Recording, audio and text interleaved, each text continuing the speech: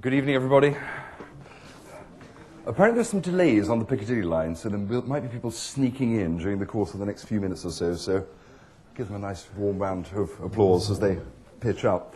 Welcome to this fantastic event, which has been made possible by those beautiful people at Orange, the telephone company, and Transworld, the publishers. Despite the fact that tonight is sponsored so wonderfully by Orange, please don't feel free to use their services tonight. For the next hour at least. Perhaps you would do us all the service of turning your phones off and double-checking that they're off. Also, I hate reading these things out, but we have to do no photography as well as one of the rules of the theatre, other than the professional chap over there who's allowed to do all that. Tonight's interview, talk, whatever we call it, is recorded for sound, and you will be able to hear it again if you wish to by going to orangeword.co.uk, the website, as of tomorrow. And we have to give particular thanks to Discworld Monthly, who have done a sterling job as well. Now, before I go on, I feel I want to apologise for what I'm about to say. For introducing Terry Pratchett, I've decided is somewhat like being asked to introduce the Queen, or God, or Air. He's so well known, so pervasive, so everywhere. He's nothing short of a publishing phenomenon. However, having said that, born in 1948 in Buckinghamshire, at the age of 10, he was given a copy of Kenneth Grahame's Wind in the Willows, and life was never quite the same again. By the age of 13, he'd sold his first story for the princely sum of £14 and spent his winnings on a typewriter. Then, having left school at 17 to become a journalist, he published his first novel, The Carpet People, at 20, and thus began a career which has seen the publication of some 40-plus titles, including plays, screenplays, novels for adults, novels for children, graphic novels. The list is just endless. The facts are just astonishing. He's been shortlisted 3 times for the Author of the Year award at the British Book Awards, twice for Author of the Year by the Bookstore Association. In 1994, he won the Science Fantasy Author of the Year. Spare your blushes.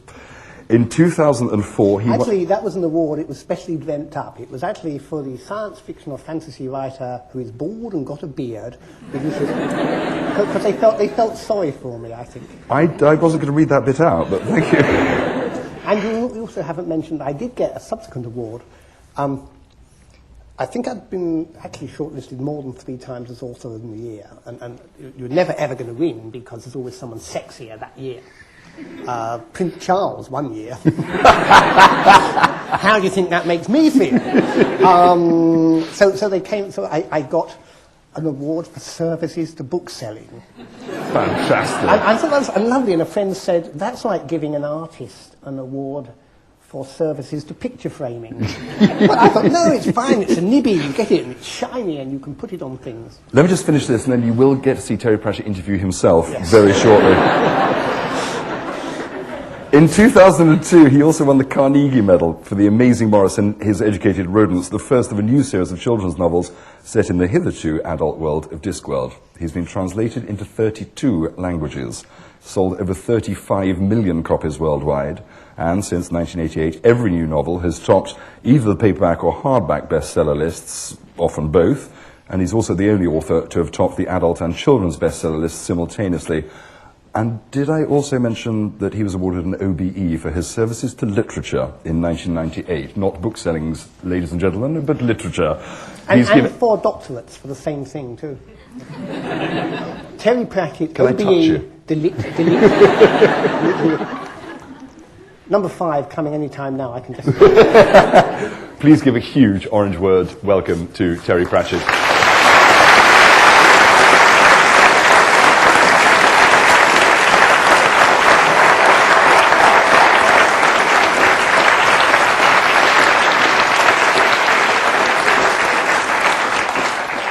Terry, what's the first question you'd like to ask yourself? No, I'm sorry, I'm only joking. I could probably... Oh, go on then, do. Let's. Well, Terry, 21 years of Discworld, eh? What about that then? And I'd say, well, yes, of course. So, Terry, 21 years of Discworld. It is, of course, the 21st anniversary of Discworld. Is it still fun, Discworld. I'd say? And I'd say yes. In fact, I actually seriously hate you all because I'm happy to come here tonight to talk to you and the next book, which is called Thud. With an exclamation mark. First sentence, Thud. That's the first sentence.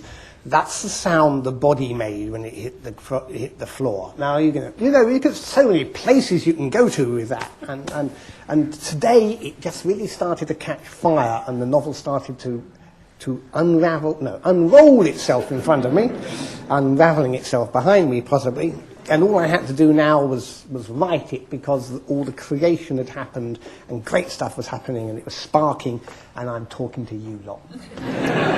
So let's be quick, because, you want to get back. The word process is still switched on. I'm intrigued by this notion of a novel catching fire. You've written 30,000 words of Thud so far. Yeah, and it's taken that long for it to catch fire. No, they're good words. I mean, they're good words, and the plot is working right, and Nobby Nobbs of the Watch is going out with an incredibly good-looking pole dancer. Talk about research. No, don't laugh. We're talking style. Yeah, she's got her own pole. And she was Miss May and 2 weeks in June, and how Nobby Nobbs has actually going out with a girl called Tawny, who, if he stands close to her, rain doesn't fall on him. It's a big mystery. There's that, and there's a murder and serious stuff, and it's kind of like it's got the same kind of tone as Night Watch. There's humour in it, and there's people dying as well. You were saying, just before we started, that when books reach critical mass, when you've done all the background work, you've done all the research, you've got stuck into the writing, it reaches what you call a delta star moment. What do you mean by delta star? It's some kind of thing from atomic physics, and it means somehow all the atoms get excited or something.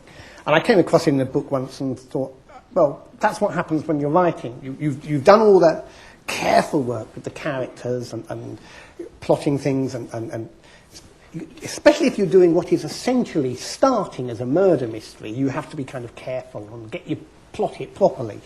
And then you come to the point where you realise why you're writing the book. And not just what the plot is, but what the point is, and how, and it begins to come together and sing. That really just started happening today, which doesn't mean the 30,000 words are bad words, but I'll go back to them now and see them in a new light and put on an extra coat of paint and a touch of varnish in here, and they will be better, because in draft number 2 they'll be written by a man that really does know what's going to happen at the end of the book. Take us back 21 years ago to a man that didn't know, perhaps, what he was setting up when you wrote the first Discworld. The genesis, what was the Delta Star moment for Discworld? It never really was one. I mean, it was jolly good fun all the way through, and I typed it on my old Imperial 58 typewriter. And I word processed, which is quite hard to do on a typewriter. But every draft was typed on a different coloured paper. I had 6 different coloured flimsies. And rather than retype a sentence which I thought was, a paragraph which I thought was fine, I'd cut it out and stick it on the next draft. So by the time we got to sort of draft 5, it was multicoloured all the way through. And then on white paper, I typed it all out clean. But I don't remember it as being so much fun. It wasn't so exciting. It wasn't then? No, it was a lot better. Yeah, no. It was a lot of fun, but it wasn't so thrilling. And now it's thrilling. Well, yeah, but even in those days, I used to write habitually. I get a lot. Yes, I mean it's amazing that they pay me the money as well. I really do like writing. We start off. I mean, as you said earlier, you start off as a journalist. What was the transition from being paid to adhere to copy times and get? Well, actually, there isn't a hell of a lot of difference in the sense of a journalist isn't frightened of writer's block because editors come and shout at you if you say you've got it. And you like to be read. You absolutely do like to be read, and you are aware of the readers looking over your shoulder all the time. It's said, and also it's denied, but like all good things that have been denied, it's worth repeating that it was said that Douglas Adams got really stuck on his last book because he realised how much a word was actually earning him. So he typed, and. God, they paid me $50 billion for this word. And it's still fun. It really is. And it fizzes. And you get to that point too where everything you read pertains to the book. You know, you suddenly pick up a book about caving, and there's a fact about caving you really, really need to know. And there was a book down there about the Western Front. Indeed. A little note in there about flamethrowers. Opened it up, boing, that's what I need to know. Your brain starts doing kind of serendipitous research all over the place. So what was the research you did for Going Postal? What bits of disparate Well, information first of all, I went into spoke that? to a very old postman who, and I got hold of a book written in 1865, which was a history of the Royal Mails, and it was full of great stuff. One of the things I hadn't realised, I allude to it in Going Postal, was when I say the invention of postage stamps led to mail order marketing, you would say yes, of course, but it wasn't so much because they were postage stamps, but because they were money. A penny stamp is a government-backed penny note. It is exchangeable for a penny. In fact, all the grandparents out there will remember the days of postal orders, and if it was for 10 shillings and sixpence, you made up the sixpence with actual stamps. And it meant that suddenly, remember, pennies those days weighed about 3 tons. They were huge things, and no one except the very, very rich had checkbooks, and no one ever saw a £5 note. But now someone could have an advert, you know, gentlemen, meet wonderful girls in your spare time, send 12 pence for my book on how to be a smash hit with the ladies.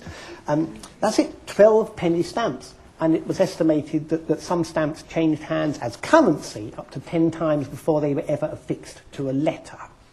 So suddenly you had new types of marketing and new opportunities for people because small, portable bits of currency that you could send through the post had been invented. And does that become the conceit that becomes the book that becomes Going Postal? Or is that one of the facts that you find One and of put in?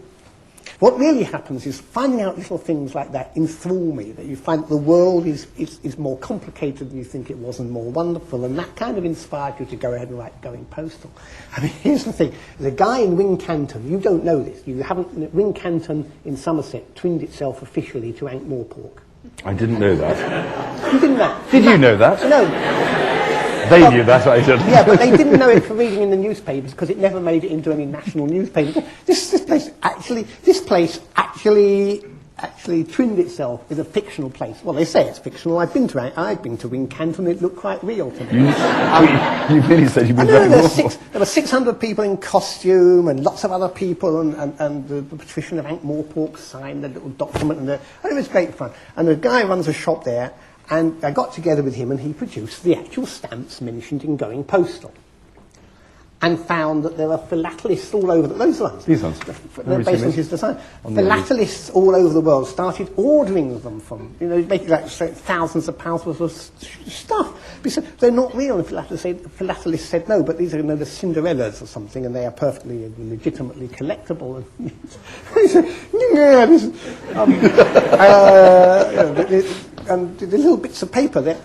I was talking to him the other day, and there is a very rare triangular blue, of which only a limited number have been made. And he was talking about this, and I said, Bernard, they're really not worth that. You could go and print lots more. Oh, no, you mustn't do that. You've actually been drawn in, haven't you? These have become real Discworld stamps. I have to say, I hope there's no one here from the senior member of the post office. I've had 2 letters sent to me with these stamps affixed.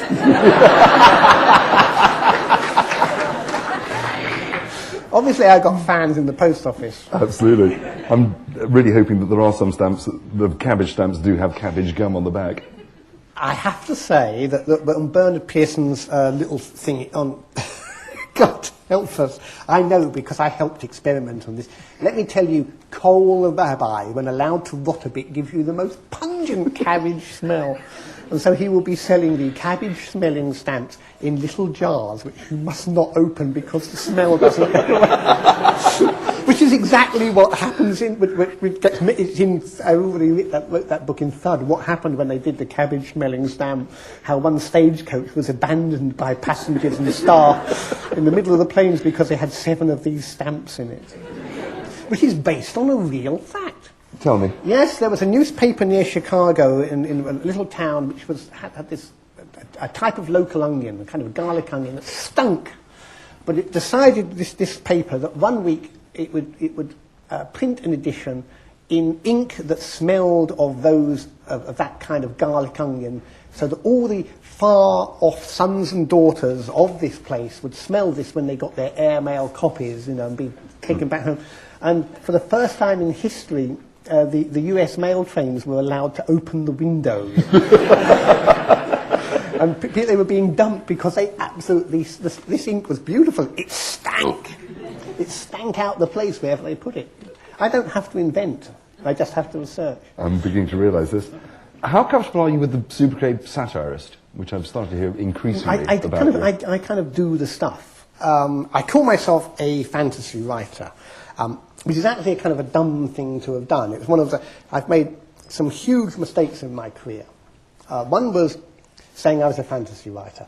Because if only I'd kind of said, well, actually what I do is magical realism, that would have meant I would no longer be... Because that's a dreadful... We're tarred with the real blush, fantasy writer. And it's pretty rare a leather jacket as well. I mean, there's no hope. And going along to science fiction conventions and saying, not all fans are completely insane. That's kind of bad. And it also means you float in a kind of no man's land between the genre and between the real literary world. You kind of bobble around there with no company but about £8 million.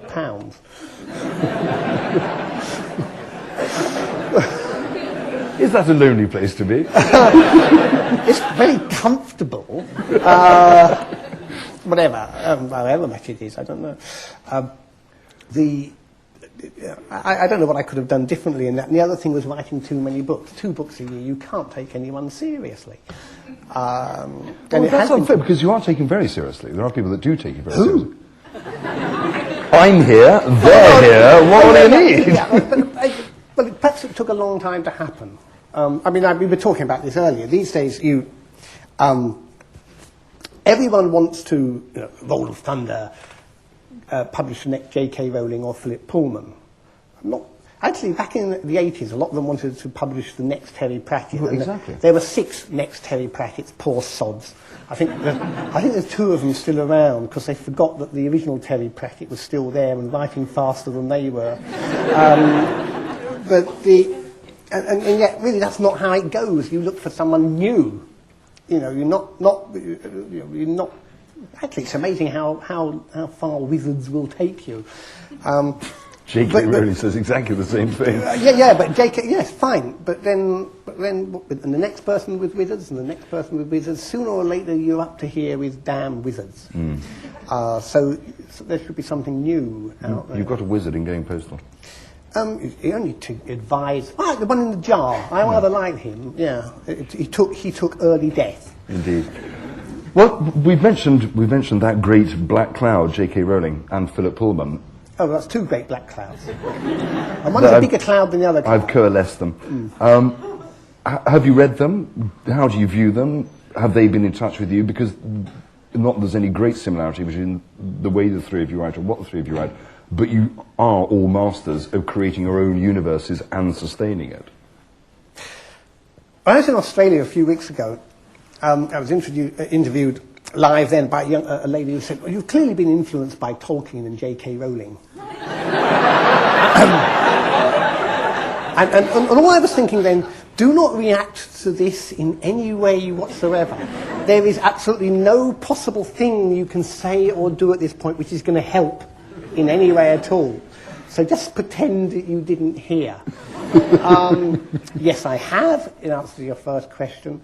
What I think of them is this, that I have been incredibly lucky, and so have they. In fact, of the 2 of them, Philip Pullman was less lucky because he was better than the other 2 of us. But getting a book published is a matter of hitting the right desk at the right time. It's a crapshoot. And I was very lucky that I wrote Colour of Magic, and it arrived on the right desk at the right time, and the paperback, which was what really took off quite fast, and the publishers published it hesitantly, without very much PR. In fact, I didn't really get much publicity until about Mort, the fourth book, because they thought, bloody hell, this guy is selling loads of books without publicity. If we actually don't do something about it, they'll wonder why they employ us.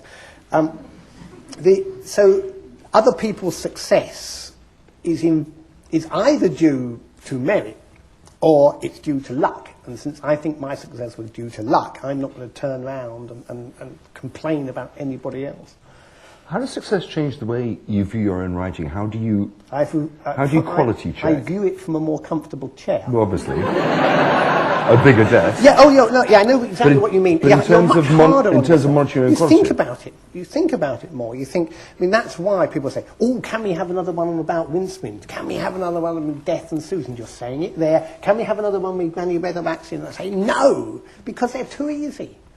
It would be so easy just to sit back and do another one with Death, because everything that Death says is funny, but you think, no, because that's not stretching me, that's not making me think, and that's not making me work. And it's not what it's about, making you work, because if the easy stuff does work... If I don't find it interesting, right, then I can't make anyone else find it interesting. The scene I'm writing at the moment for Thud, Commander Vimes, among all the other things, it's a truly horrible position in the practical civil war in the city, and he has Mr. A.E. Pessimol, the government inspector, who's asking, keeps sending in memos like, what exactly is Corporal Nobbs for? Or, I saw 2 policemen patrolling in Sator Square all morning, but no crimes were committed. Why then were they necessary? There's there's barricades going up, and there's going to be a huge battle between the dwarves and the trolls, and in the middle of it is this guy, is this a bad time to talk to you about the... And you go to him and say, no, you should understand about policing, come with me, and he bangs a helmet on his head, and all the special constables are lining up, and he puts this guy in it. Now this is what we're going to do, right? Can you use a sword? No, oh dear. Can you hold a shield? No. Can you run 100 yards in 10 seconds wearing chainmail? You can't? Oh, I'm good at going to the toilet really, really quickly. Because I'll soon learn. And this thing, and this poor man that's never... This is what it's really like, when there's a mob out there and you've got a truncheon and they've got battle axes. And this is what you do. And I'm having such fun with Mr. A.E. Pessimol, finding out what it really is like to be a city watchman in the front line, in the pouring rain, when there's a load of dwarves charging you from one direction and a load of trolls charging you from another direction. And it's there's just so much, and I can see the flares, I can see the armour, and it's fun, and it's clearly still Discworld, but it's come some distance from Rincewind and the Luggage. Have you got a train to catch? No, I was looking to see what direction I was facing. This is a nerd watch. You can't get nerd watches these days. Not good ones that have time, temperature, altitude. Yeah, it's all bling these days. You see, you don't do bling. I absolutely not bling. No, I'm matte black. Me. It's the first time I interviewed you was some years ago, and it's brilliant to see you tonight and to see that you still seem to be as enthused and excited by Discworld as you ever were.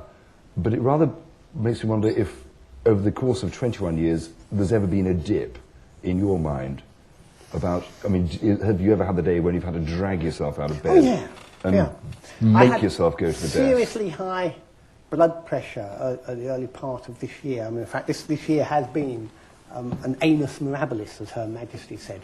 And the blood pressure pills weren't working and making me feel bad as well. And I wrote Going Postal, which I wrote slightly slower. And I phoned up my editor and said, I think I'm going to be 3 weeks late with the manuscript. And they said, oh, yes. I said, is that okay? And she said, Tim, I don't like to tell you this, but we have authors that around about the deadline day phone up and say, I'm definitely starting it next week. 3 weeks is not bad. And Going Postal you liked. And yet I was sort of forcing myself to write it. Lots of it was fun, but I was writing it on days when I really didn't want to write a book. And those were the days when I produced the good stuff, because I was sitting there working at it. So one of the rules is, if you think you're on a roll, if you think it's going beautifully, go away and do something for a while. Otherwise, you'll be, let it mature, think about it a bit, and then write it down. So on the days when you really don't want to be there, but you kind of sense that you're perhaps writing good stuff, what is it that gets you there in the first place, rather than going to tidy your sock journalism. drawer? I mean, you go into work and you do the job. I mean, that's it. You don't hang around waiting for the muse to strike you. The work ethic's still that strong? Well, yeah, but first of all, I'm working for myself, which is a major consideration. Quite. And I don't have to, but I go in there, yes, and you do it because it is also fun. But what I'm doing now, I'm contracting from now on to 1 book a year. I am very sorry. Disappointment from the front row. Shock, horror, by God, do you give yourself more free time, or to take longer to write it, or what's the logic behind that? Bluntly, I do well over 2 months a year touring of one sort or another. And that's not counting kind of one-off things like this. And I do 2 books a year. And you can't do that, you shouldn't do that forever. And I quite like some of the touring. And what I'm going to do is contract to write 1 book a year, and I know full well that within a week after finishing the last book, I'll start the next book anyway, even though it's not contracted for, because I want to do it. But you also hit, this is kind of purely kind of bread and butter. You get the horrible things I call the nodes. Every 6 months you have a book you're just starting, a book that's just coming out of editing, and a book you are publicising.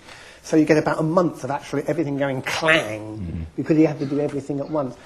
Spreading things out a bit more will give me more time, which I ought to have. I ought to sort of, I don't know. I think I can remember what my wife looks like. That's the sort of thing. I mean, 1 book a year is actually not a horrifyingly small number of books to do. It's more than many authors actually do. But I probably won't actually do it in reality. But what I will give myself the freedom of not having a deadline. Luxury. Luxury, yeah. Despite this huge work rate, and actually come up with the ideas, getting them down on paper, doing the editing, doing the tours and so on, you have a huge fan base, it goes without saying, and a huge correspondence, which you respond to. Insofar as I hope I respond to them all. Yeah. I get some 50 a morning was the quote I heard. In a morning I have done as many as 50, yes, and without actually looking too obviously like they've been written by a man that was writing 50 that morning. Most these days are email anyway, by a long way. Email is the new mail. Clacks. The clacks, yes. Clacks, fortunately, is a bit slower. But it's just astonishing. It takes me a week to get 1 letter out, and normally that's bank manager. The ones that actually are interesting are the ones that actually ask questions that you haven't. Kids always ask questions. Hi, Mr. Pratchett. You are my favourite author. Here are 10 questions. 1. What kind of books do you write? that means the news has got around that this guy answers his mail. Where do your ideas come from? But actually, that is kind of like the crummiest question you could ask, and also the most interesting question. And you either say Rickmansworth or you write an essay. But here's an example. I did a talk back in the spring over in Bloomsbury somewhere, and I more or less it was actually in the autumn of last year, and I more or less evolved the. No, it was the spring. It was the spring. I more or less evolved an idea at a couple of events I did, and people asked me questions. And I said, where do you get your ideas from? And I said something like, all kinds of ideas. I mean, how small must a country be before it stops being a nation? Can you have a nation of 100,000? Yes, of course you can. Can you have a nation of 20? Can you have a nation consisting of one person? And by the end of the week, I'd been thinking about this so much that I phoned up Philippa Dickens and said, the book is actually called Nation, and I've made a start on it. And I'm a long way into it. And it's about a boy who's the only person in his nation. Now, how can this be, I hear you cry? And you'll have to find out. It'll be a couple of years before it comes. So, sorry, Going Postal's just come out. Thud, you're writing. Yeah, Nation is a work in progress. Oh, no. Well, Nation is kind of sketches and bits of research and stuff. Right. Also hanging about, ready to... I've written about 20,000 words of it, which is not as much as you might think. Is Wintersmith, which is another book about Tiffany Aching and the We Free Men, of which there are going to be 4 in that series. Yeah, I keep myself busy, you know. How do you separate them in your mind? If you sit down at your desk and suddenly work out, right, I've got 5 books on the go, what should I write today? How does that work? I am very, very good at partitioning. Really, you can really separate things. And sometimes stuff passes backwards and forwards. All I can say is it works. That's extraordinary. Should we open it up to the floor? Man, they're very quick off the mark. We'll come to you just shortly. 1 second. Shout your questions, shove your hand up, shout your questions out. I'll then repeat them so that your questions get heard on the recording and so people up here get to hear them as well, or people down here get to hear them. You, sir, were indeed the first hand up. Why chapters? Hang on a minute. A year ago, people were saying, why not chapters? Not us! Going Postal had... Well, the children's books have chapters in because I didn't dare defy Philippa Dickinson, nor would you. She's also my children's editor, and she said, you have to have chapters in children's books because Mummy and Daddy will say, I will read you up to the end of the chapter. I mean, kids actually like the feeling of you've done that chapter. And then Going Postal seemed to me to have a very early Victorian feel to it, and it was fun. It was good discipline to me to write in chapters, and I love doing, you know, the good old-fashioned chapters where you get the little kind of tidbits about what's going to happen next, and they were actually fun to do. And I may even do something like it in Thud. At the moment, this is all first draft stuff, so I'm just zooming ahead and not thinking about that. But I suddenly thought, because I can do whatever I want. Good enough. Particularly the chapter had the little chapter, the glom of knit. Like, I have to read this. I need to know what that's all about. Yes, and Hangman's reflections on capital punishment. All the stuff you used to get in those worthy books. It's like reading R.M. Ballantyne again. I can do whatever I want within reason. I can't. You have to obey certain rules, and you can't take the audience for granted, and you can't play. If you're going to play a trick on them, they must be able to have seen that trick coming if they were clever enough, and that sort of thing. But yeah, I mean, it was fun for me to try chapters. Lady there. Why do you think the mainstream refuse to take your work seriously very often? Well, I'm not certainly... Just repeat the question. Why doesn't the mainstream take my work seriously very often, yeah? Or mainstream reviews? Mainstream reviewers. Actually, they do. I mean, that's the kind of... Let's put some of these myths to rest. Over the years, I have been often very well reviewed by what might loosely be called posh newspapers. I really can't complain about that. And sometimes they've done me the honour of giving me absolutely dreadful, snide reviews. Usually about the quality of my fans rather than the quality of my book. Terry Pratchett writes books for menopausal adolescents. That's a difficult one. The Sunday Times is particularly good at this. There's a kind of sine wave of about a 3 or 4 year period. You know, Terry Pratchett very good. Terry Pratchett the pits and it doesn't really worry me very much because it doesn't seem to make much difference to the sales. Do you like the good reviews? I'm going to read a couple out if you don't mind, especially because one of them is well, we'll come to it in a second. The Independent wrote one of the best and one of the funniest English authors alive. Well, that sort of thing sounds like journalism to me, so I don't take it seriously. Okay, so how about the Times? Like Jonathan Swift, Pratchett uses his other world to hold up a distorting mirror to our own, and like Swift, he's a satirist of enormous talent, incredibly funny, compulsively readable. That's the Times. Does that sound like journalism? That's good. Sounds like good journalism. Yeah, exactly. So how about Pratchett as a comic genius? Yeah, okay. But the thing is that, look, ultimately one person is sitting there when the cursor is winking. And because I am not a celebrity, so what I've got is the books and the sales of the books, and I've got nothing more than the sales of the books, and you're as good as your last book. So in a sense, every book is a first book. You're sitting there thinking, I've got to make this one good. That's what matters. Not the nice things which, yes, they're great to read, and then you cut them out and you lose the cutting fairly quickly. But your PR PR person hangs on to them for you, exactly. But curiously enough, sometimes it's bookshops that don't take me seriously. Very strange. A couple of years ago, my agent went into a shop in London, big, prestigious bookshop, independent. I won't focus any closer than that. And said he wanted a copy of, I think it was Thief of Time, because he hadn't got a copy, he had to give it to someone. And it was #1 that week, had been for 3 weeks. Can I have a copy of Thief of Time, please? It's #1 bestseller, I believe. Yes, that's in the science fiction department. Oh, actually, why isn't it on the #1 in the top 10 bestseller list you have there? You know, they've got a shelf with all the books, you know. That's because it's in the science fiction department. Yes, but you have a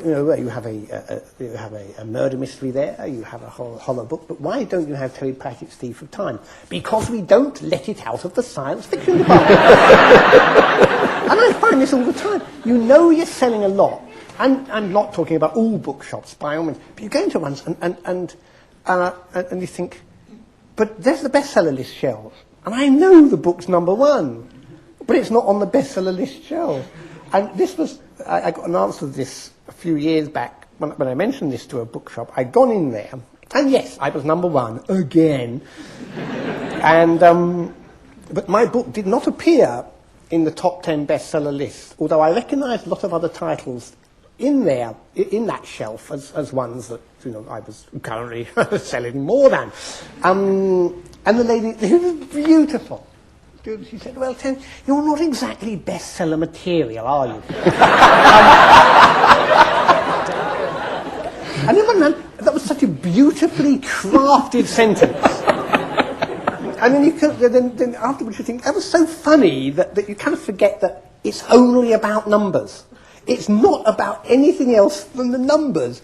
Bestseller simply means sold more than the next guy. It hasn't never had to mean anything else. So if you deny a commercial author, even the numbers, because I'm sure as hell never going to get a Booker, then you're taking away the one thing they are good at. That's extraordinary.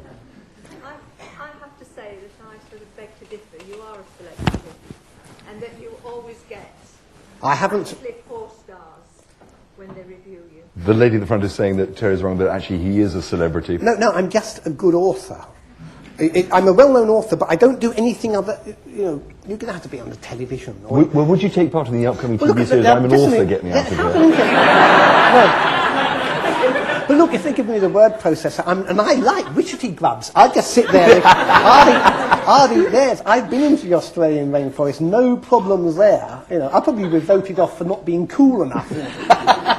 You're wearing black leather, you'll be fine. There was a question here, a gentleman here. Yes, apparently, according to the Guardian Review, you are the most shoplifted author in Britain. Is there any particular reason for that? That was, The question is there any reason why I've heard that. The most shoplifted author in Britain. Yeah, that was something that the booksellers themselves found in 1996. I feel certain. I mean, I would like someone to contest now. I'm sure I can no longer be the most shoplifted author in Britain. I did do a signing once, and the head of publicity and the head of security for W.H. Smith came just to look at me. You know, they'd like to see who's the author that we lose. You know, I think they sell about 3 of my books, and all the other millions were shoplifted. There should be an alternative chart, best nicked. Yeah, but probably in the Police Gazette or something. Somebody at the back, in the row up here.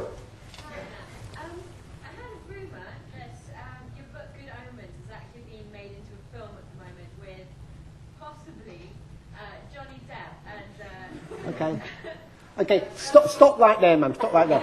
Okay, ladies and gentlemen, this is the "Is Good Omens going to be filmed?" question with Johnny Depp and God, who's that horrible guy with the smirk? So many. Sorry? If it is going to be made into a film, if any of your books are actually going to be made into films, how do you feel as an author having to turn something from a page into something on a screen? Okay. Well, I don't have to turn the book into the movie. The movie people employ other people to do that. Neil Gaiman and I did work on a draft for The Good Omens back in, I think, 1991, when Sovereign first optioned it. The last I heard, Terry Gilliam had left the movie, which does not necessarily make it less financially attractive to investors. And I'm not actually paying any attention. It's kind of happening out there in La La Land. I understand that Truckers, the movie, is on its 5th script, and I know what some of the changes are, and I'm quite happy with them. There are a few other things hanging around, including, very likely, a full-length version of Hogfather. That might be fun. And we've had some other nibbles, which have got slightly more teeth in them than normal, because everyone's recognised I'm the only kid on the block without a fantasy movie being made. And when I was in Australia a few weeks ago, I went along and saw some guys called Snowgum Films who are actually doing an amateur movie, but it's some incredibly good stuff. They just made it based on Troll Bridge, a Discworld short story I wrote. And while I was down there, I did take the opportunity to speak to Peter Jackson and say, after obviously the success of Lord of the Rings, it was about time he looked in a slightly different direction. There was the whole of Discworld there, and I felt sure that if he looked at it, he could find something there to interest him. And obviously I would be prepared to go for a very sort of worthwhile deal, and perhaps we could talk further, at which point the butler came along and opened the door and stopped me from shouting through the letterbox. The truth of the matter is, what really enthralls me is the fact that a few months ago a Discworld play was performed in Antarctica at the Australian base, now meaning that Discworld has been performed on every continent, and it's rapidly getting close to being performed in every country. At any one time, there are between 20 and 25 amateur, usually, or sometimes professional, Discworld plays being staged somewhere in the world or in preparation. That's real. That involves people, and I can get my head around it, and I'm a sucker for good stagecraft. That's why I think the Phantom of the Opera movie is likely to be not very good. Because Phantom of the Opera was magnificent stagecraft, which I think is quite different than movie. However, we shall have to see, because we'll all go and pay to find out, so he'll make his money whatever happens. There's been a whole little coterie. We'll have one here, and then we go to the little coterie up there. Forgive me. Terry, you say fantasy, but you use a lot of natural sources for Yes. your background. Oh, yeah. So I mean, I call myself a fantasy writer, but use a lot of, as it were, real-world source material. This is true. But what's funny is that what I think is like real world and everyone knows it turns out not to be true. Just out of interest, hands up, vote here, all those who have heard of and possibly know a few words of the song Sweet Polly Oliver. All of a certain age, I feel. Either a certain age or a folkie. As sweet Polly Oliver lay musing in bed, her sudden strange fancy came into her head. Neither father nor mother shall make me false prove. I'll enlist as a soldier and follow my love. That's why in Monstrous Regiment, my heroine is called Polly, and she changes her name to Oliver. She cross-dresses to join the army to get her brother. It was a folk song based on not simply a real thing that happened, but a real thing that happened again and again. The Dutch were... I mean, I reckon probably half the Dutch army was female at one time. It's been estimated as many as 1,400 women fought as men in the American Civil War. There was a lot of this happening. And I just know about it because I read a lot of stuff. My parents live in Hay-on-Wye, which makes filial duty all the more pleasant. Hi, Mum. Hi, Dad. Coming back with six carrier bags later, that was fun. Lunch, that's nice. Right, I'm off for a walk. And I just read all kinds of stuff. It's amazing how much I don't have to invent. The biggest export of London in Georgian times was soot. Soot was incredibly valuable because it was the first artificial fertilizer. Soot was so valuable that people would sell fake soot. I mean, they would have special kind of ladles so that they could kind of give you short weight on soot. A chimney sweep down on his luck would sweep your chimney for the soot. Those of you that read The Truth are familiar with Harry King, or King of the Golden River. Nothing about Harry King or what he does was invented. It was just taken out of, lots and lots of reading about Georgian London and how the whole place operated. And one of the things I've learned is that the real life, certainly real life in history, is far more fantastical and interesting than anything with wizards in it. I mean, that's why on Discworld, although there are wizards, I mean, I keep them, they're not allowed to do much magic. Magic makes it too easy. Vines won't use wizards to help solve a crime, even if they can find out who did it, because he doesn't trust that link. You cast a spell, he done it. No, it's best if you find it out by general police work. That's how it should all go. It worries me.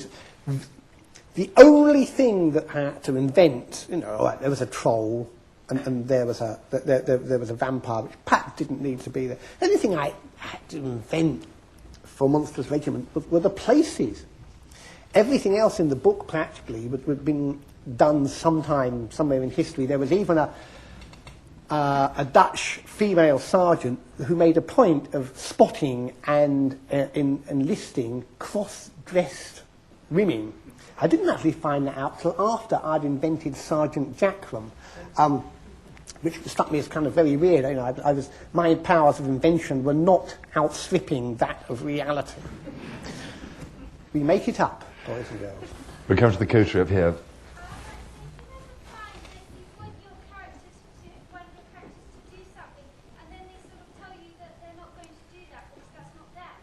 Every day of the week that happens to me. Yeah. Characters taking control of themselves. You have to be. You can't get too superstitious about all this. I pretty much know how Sam Vimes will react in certain situations and Granny Weatherwax, but they still have the capacity to surprise me while still remaining in character, especially since Commander Vimes is getting older. I enjoyed doing the scene where some member of the watch have called at his house, and he's got to leave, and he's always rushing dinner, and Lady Sybil gives him a kind of some soup in a flask and an apple, and she says to this constable that's called, "You've got to make certain he eats the apple." The doctor says he's got to have at least 5 pieces of fruit and vegetable a day. So you will see that he eats the apple, and this is constable being told that he's got to make certain his commander eats an apple. And things like that. Characters and situations involving the characters do sometimes take over. But I'm steering the boat, but the flags sometimes wave in different directions. Maybe occasional wave or something will make me drift in different directions. I am actually in charge. I'm rather like the ringmaster of the circus. He chooses to think he's in charge because he's got the top hat and the wig. But if you ever watch a circus, you'll see it's the clowns that really run the ring. The word I had in my introduction was God, wasn't it? Oh, God, thank you very much. Thank you. There. Well, you first, and then we're going to come to your right. What do you consider to be your best book? Have you written a masterpiece?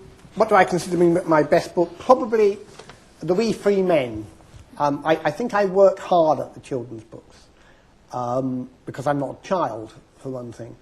But it would be a toss-up between that and Johnny and the Dead. Neither of them adult Discworld books, but in terms of my deep satisfaction at the finished result, it would probably be those books. In Discworld, I love every single one of them. Probably Men-at-Arms had a lot of things done right. Somebody else? Do you still have affection for The Colour of Magic? Oh, yes, but I would write it better now. And call it in the same, and give it a plot, for one thing. I promised the question up there, never come back down. I haven't read the children's books. Right. How do you describe Ankh Morgul without referring to prostitution? It's you haven't been reading many children's books lately. And actually, I'm not kidding there. It's just astonishing what you can get with if you extend childhood to 16, which it sometimes is in these cases. None of them at the moment actually have taken place in Ankh-Morpork. There's been The Amazing Morrison's Educated Rodents, The Wee Free Men, and A Hatful of Sky. And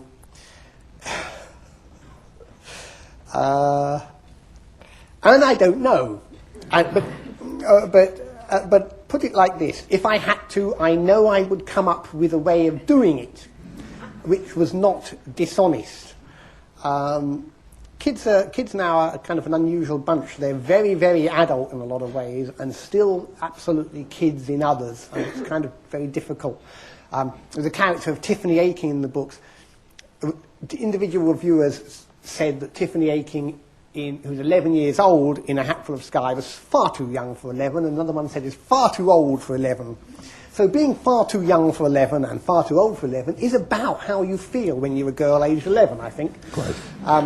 Because, my daughter was bringing all her friends home, and you kind of just sit there listening to the conversation, especially when they think you can't hear. And so you pick stuff up.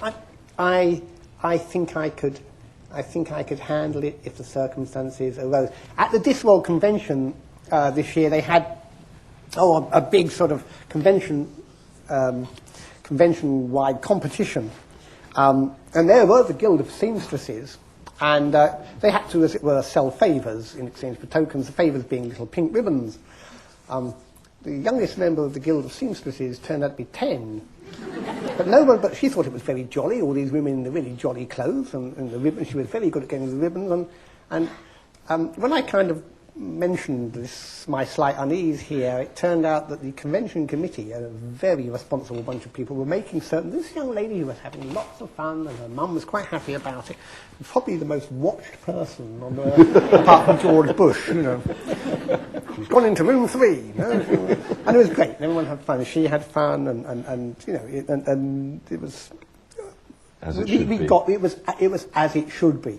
I mean, what I do with Discworld, because sometimes I'm sitting there, and a kid, she's about 9 or 10, said, I've read all your books. And I said, what? And all of them? Yes. And you understand everything that Nanny Og says? And you see Mum, who probably isn't a Discworld fan, going, and it's just, yes. Oh, that's all right then, because with the Discworld, the way it's done, it's like the old-fashioned music hall humour. If you know what I'm referring to, you know what I'm referring to. If you don't know what I'm referring to, well, you don't know. Exactly. Got time for a couple more questions. Let's come to this side.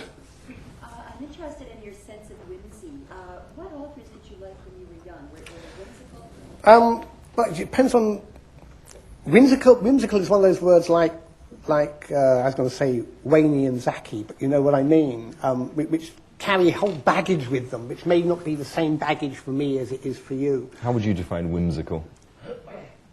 Do you consider yourself whimsical? Whimsical's got this kind of tepid aspect to it. Zany means Lucille Ball. What I would call my humour is incongruous. The humour lies in incongruity. You have this quasi-medieval city, and you put in a city watch which actually tries to solve crimes, arrests a dragon, that sort of thing. You put people who you recognise as real 20th or 21st century types of people in an incongruous quasi-medieval or Georgian situation.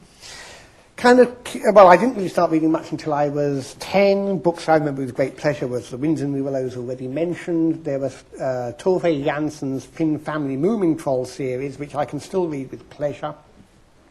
Richmal Crompton's Just William books, which introduced me to the concept of irony, because there never was ever more ironic tone of voice than Richmal Crompton. Jerome K. Jerome's Three Men in a Boat, practically everything Mark Twain ever wrote, because he and Jerome K. Jerome had almost exactly the same sense of humour, but one of them was quintessentially English, one of them was quintessentially American, and yet their tone and their approach and that laconic tone was almost identical. The thing was that when I started reading adult books and children's books all at the same time. I got into the library, age 10, and went bang. And so I just read everything. But I worked my way through early volumes of Punch, and in the 1930s and 1940s, some of the best writers in the English language were writing in Punch. People like Anthony Armstrong, J.B. Morton, there's just a load of them. And you just pick up all kinds of stuff. Probably my all-time favourite author, emotionally and intellectually, is G.K. Chesterton, who wrote... It's strange that he should be remembered for the Father Brown stories, but I think since they were detective stories, he would be pleased. But books like The Napoleon of Notting Hill and The Man Who Was Thursday really made a big effect on me when I was about 12. Have we got time for about one more? We've got time for one more. You had your hand up first. Sorry, everybody else. Which character in your Discworld novels do you consider your favourite? Which character do you consider your favourite in Discworld? Okay. It's probably not the way you think. Commander Vimes and Sam Vimes Commander Vimes and Granny Weatherwax are... I like them because they are complex characters. They have screwed up minds. Better yet, they are self-tapping screws. Granny Weatherwax fears that she would be a bad witch. I mean, she has all the instincts of a bad witch, but she's too proud to be one. So she's something that's even more terrible than a bad witch. She's a good witch. And good is not the same as nice or right. But she's good. And she'll do you good, whether you want her to or not. And Sam Vimes actually, I suspect, thinks that this can happen to coppers. He is too aware that he can think like a criminal, and he rather treasures his badge. It shields the world from him, not the other way around.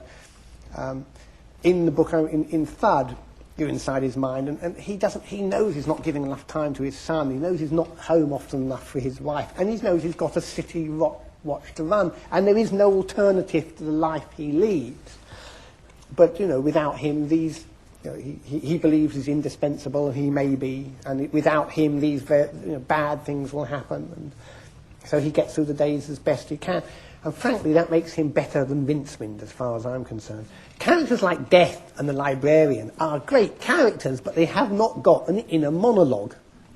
And the Librarian has, but it goes ook, ook, ook, which is kind of hard for the author, whereas Vimes has got an inner monologue in spades. He's got an inner chorus of voices. Tiffany Aching is also a lot of fun because of the way her mind works, and she's a very solemn child. But and I love writing the Knack Mac Feagles because I had to write a little letter to my American editor promising that there are no swear words in what they say. Because he thought it all looked like swearing. I said, no, this is not, but actually it's not Glaswegian, because Glaswegian is basically swearing. But this is kind of sanitised old Scots and some Gaelic and a bit of Glaswegian slang. And they're fun to write. But I suppose Vines and Granny. We have to wrap. We have to wrap. We have to, first of all, thank Orange and Transworld, without whom we wouldn't be here. Don't forget orangeword.co.uk. Our thanks to Discworld Monthly. Terry will kindly be signing in the green bar, but depending on how many of you there are, he may not be able to put dedications. You may just be happy with his name in the front of the book, but it depends on how many people there are there to sign. I believe we have an hour. We have an hour, but... And that way, if I sit there and sign like crazy, I can probably at least sign a book for everybody. But if it's too many snuggle buns to honeykins... Yes, quite. Yeah, there may be trouble. Because I can't spell snuggle buns. And I can leave you with this, which kind of refers back to, I think, perhaps one of the earlier questions about serious literary criticism. This was written by A.S. Byatt in the New York Times. The great Terry Pratchett, whose wit is metaphysical, who creates an energetic and lively secondary world, who has a multifarious genius for strong parody, as opposed to derivative manipulations of class motifs, who deals with death with startling originality, who writes amazing sentences. I had dinner with A.S. Byatt a couple of weeks ago, and we were talking about you, and she said, I stand by everything I wrote about him. Ladies and gentlemen, Terry Pratchett.